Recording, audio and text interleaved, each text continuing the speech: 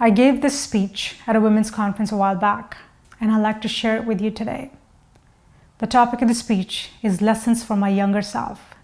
These are the things that I know now, but I wish I knew them 10 years ago. First lesson, if you have a dream, find a way. Life is a self-fulfilling prophecy, and you need to believe in yourself first. As a woman, as a person of color, as a person with English as a second language, I have in the past felt a need for permission. Permission to speak up and share my opinions.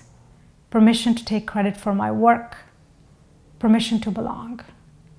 But now I know that a feeling of self-assurance, a feeling that you belong, is a critical element for success. Not requiring someone's permission sets you free. And it all begins with confidence. This confidence is not about squaring your shoulders and faking it, but this is a confidence that requires a choice. A choice of less people-pleasing, less perfectionism, more risk-taking, more action, and more resilience from failure. It is about taking risks, trying things, and failing forward, and learning from this failure to turn it into a fuel for the next round of success, and doing it again and again and again. Often when we think of confidence, we think of madmen machismo and bravado that borders on being obnoxious. The type of confidence that works for me personally is the kinder, gentler approach, one that combines clarity, sense of purpose, high sense of self-worth with approachability, collaboration, and respect for the dignity of others. Next life lesson, the major difference, and sometimes the only difference between champions and wannabes is discipline. I have learned that road to success is always under construction. There are no traffic jams along the extra mile, and one's ability to succeed is often proportional to one's willingness to fail. A stubborn attitude towards the possibility of a positive outcome is often the only thing between enduring and giving up. It took me only 15 years to become an overnight success. Often when I achieve something, I get congratulated for quote-unquote pulling a rabbit out of the hat. Of course, people will think so. I did not have any audience, as I spent years putting many rabbits into many hats, so I can just pull one out when needed. The journey of success is a bit like a marathon. At every mile marker, there are cheering crowds, water stations, playing bands. But for the rest of the way, it's just you, the road, and the throbbing blister on your left foot. But you have to press on. You have to keep going, when the easiest thing would be to give up. Remember, wounds heal, scars fade, but glory is forever.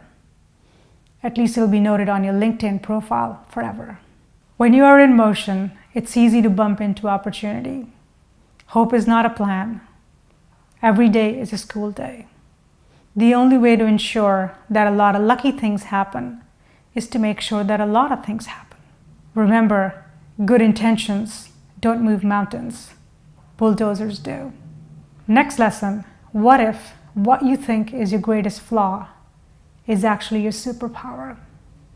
When I started working as a consulting engineer, there was a scenario that got repeated every time we met a new client or a supplier. We will introduce ourselves as a team, and there would be Mark, Peter, Paul, John, and then Maninder. And this is where the client would go, what was that again? I mean, we're going on a round of apostles, and then there was someone who looked different, sounded different, was different. This used to bug me a lot, this emphasis on my being different rather than the fact that I was qualified to be there. It used to irritate me, and I was a fairly irritable person at the time. I used to tell people that despite a challenging childhood, I'm surprisingly well balanced. I have a chip on each shoulder. As time went by, I realized that being different was a great asset. It took a while for people to get my name right, but when they did, they remembered me. Being a one-woman buffet of diversity was my greatest asset. I learned that the journey to success is not about finding and fixing your flaws, but finding a playing field where you can play your strengths. David was wise to fight Goliath with a slingshot and not a sword. The latest fashion magazine may tell you that you could be in better shape, and Oprah may tell you that you need to work on your attitude of gratitude. But do you really need for these aspirational goals to be done before you can move on with your life? Maybe you are what you need to be right now. Maybe you already have what you need for the next step of your life. Early bird may get the worm, but it's the second mouse that gets the cheese.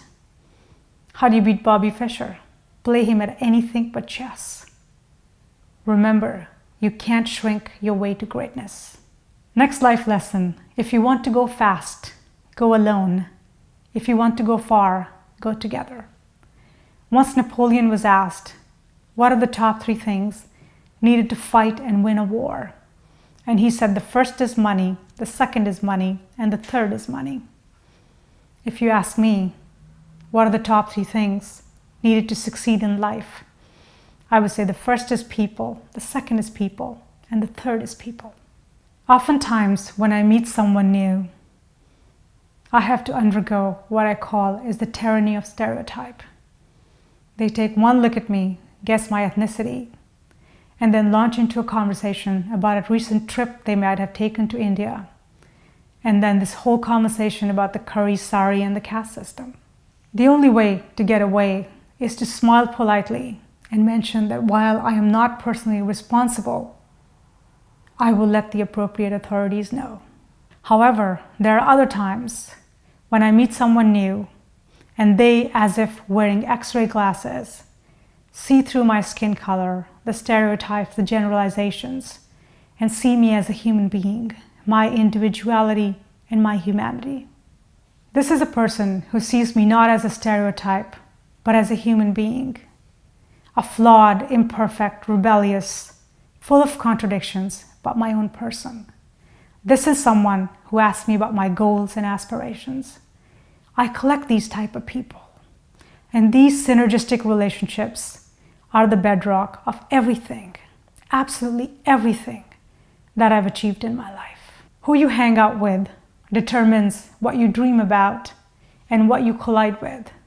And these dreams and collisions lead to changes.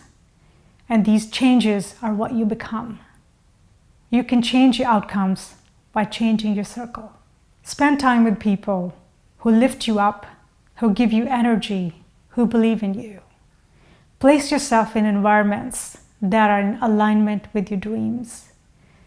Learning by example isn't the best way to learn.